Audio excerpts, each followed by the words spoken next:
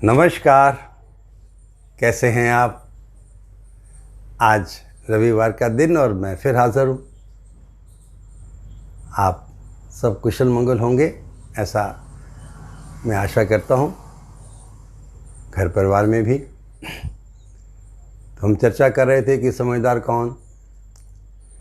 पिछले एपिसोड में भी हमने बात की थी ना कि समझदार कौन।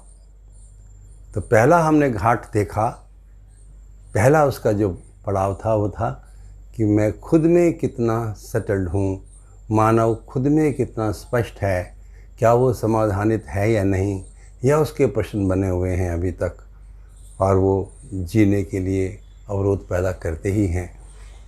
तो जब हमारे जीने के लिए कोई अवरोध पैदा नहीं होता, कोई संशय नहीं रहता, हम सही सही समझ लेते हैं, तो फिर हम उसको जी कर के भी देखते हैं और बिल्कुल वही मिलता है जो हमने सोचा था। तो जब वैसे ही हमें परिणाम मिलते हैं जो हम चाहते हैं, तो वो काम पूरा हो गया। ठीक है।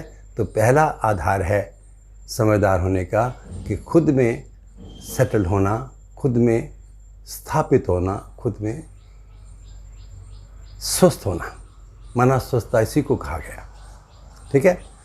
अब आज दूसरी घाट की बात करते हैं। दूसरा आधार है कि समझदार मानव कौन होता है। समझदार मानव वो होता है जो दूसरे मानव के साथ में भी तालमेल पूर्वक जी पाता है। दूसरे मानव के साथ कैसे तालमेल पूर्वक जिया जाए, यदि ये उसे स्पष्ट है। दूसरा मानव है किसके लिए, दूसरा मानव जो उसके साथ है, तो दो प्रकार के मानव ही हमारे साथ रहते हैं मोटा मोटी। पहला वो जो हमारे संबंधी हैं, जिनको हम संबंधी कहते हैं, संबंध होता है जिनसे हमारा। तो एक वो लोग जिनके प्रति हमारा दायित्व होता है, उनकी कुछ अपेक्षाएं होती हैं, हमारी भी कुछ अपेक्षाएं होती हैं। दूसरे वो लोग होते हैं जिनसे हमारा संपर्क होता है। तो संपर्क होता है तो अपेक्षाएं नहीं होती हैं। अपेक्षाएं होती हैं तो बड़ी कम होती हैं, निश्चित नहीं होती है।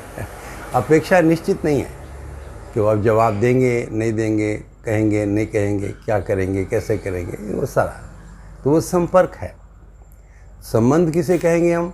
संबंध हम उसे कहते हैं जिसमें हमारी अपेक्षा निश्चित है और वो पूरी भी हो सकती है। हमारा दायित्व बनता है उसको पूरा करना। जैसे माता पिता बच्चे, जैसे गुरु शिष्य, जैसे साथी संगी सहयोगी। तो ये सारे जो संबंध हैं, 7 प्रकार के संबंध बताए गए। ठीक है। पति पत्नी संबंध, माता पिता बच्चे संबंध, भाई बहन संबंध, है ना, और मित्र मित्र संबंध, साथी सहयोगी संबंध, और प्रकृति से संबंध है ही।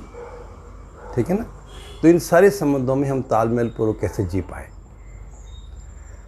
संबंध हैं किसके लिए, हम क्या आधार पर संबंध बनाते हैं और क्या आधार पर संबंध होते हैं, दो अलग अलग चीज़ें हैं।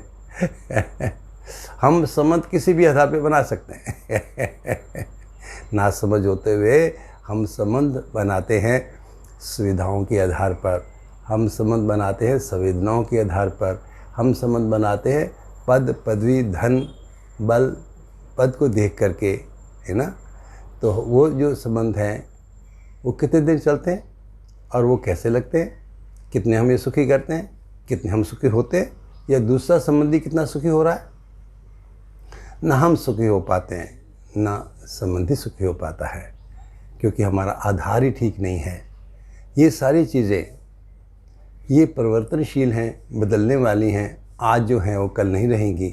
तो यदि हमारा आधार संबंध का, प्यार का यही है, तो निश्चित रूप से हम कष्ट में ही आते रहेंगे और दूसरे को भी कष्ट में डालते रहेंगे।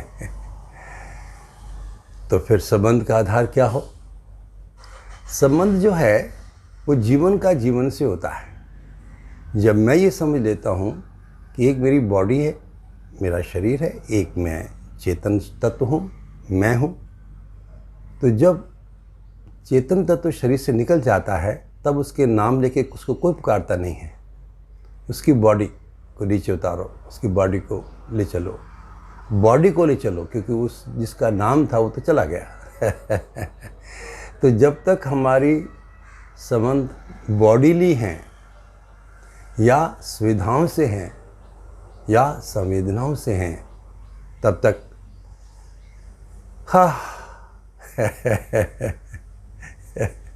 तो जीवन का जीवन से संबंध होता है, ठीक है ना। चेतना का चेतना से संबंध होता है, वही आधार है संबंध का।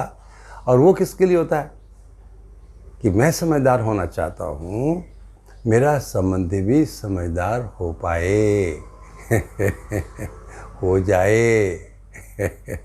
इसलिए संबंध मेरा उत्तरदायित्व है, उसके शरीर का पोषण संरक्षण करना भी बच्चे का, लेकिन उसको समझदार बनाना भी मेरा दायित्व है।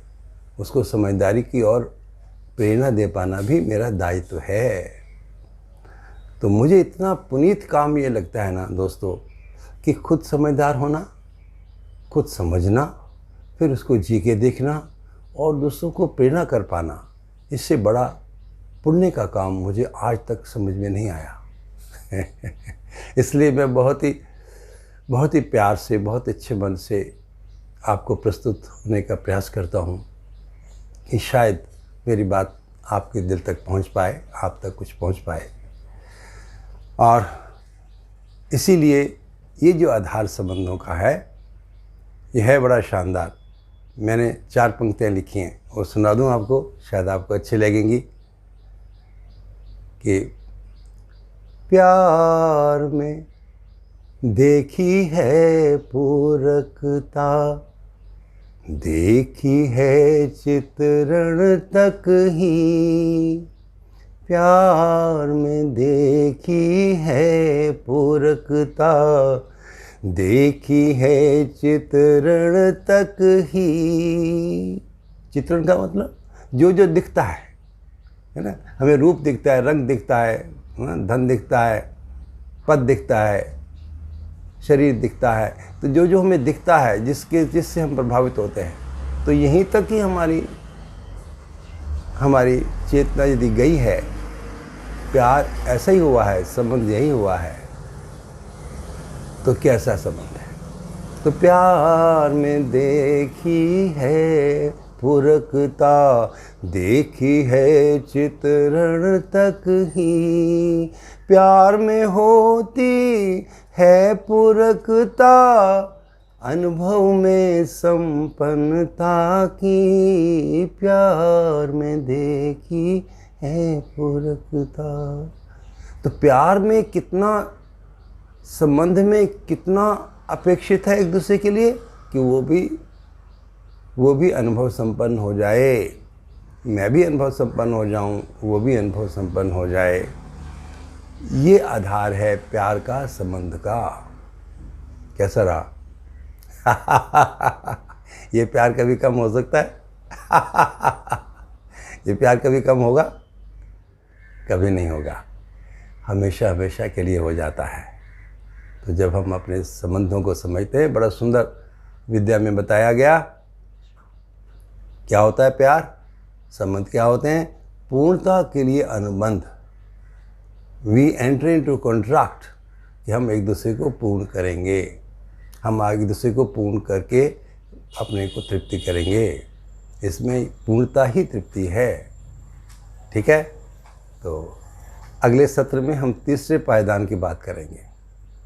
समझदार आदमी के 2 हो गए और तीसरा पायदान हम अगले सत्र में संडे को पूरा करेंगे। शुक्रिया, मेहरबानी, धन्यवाद।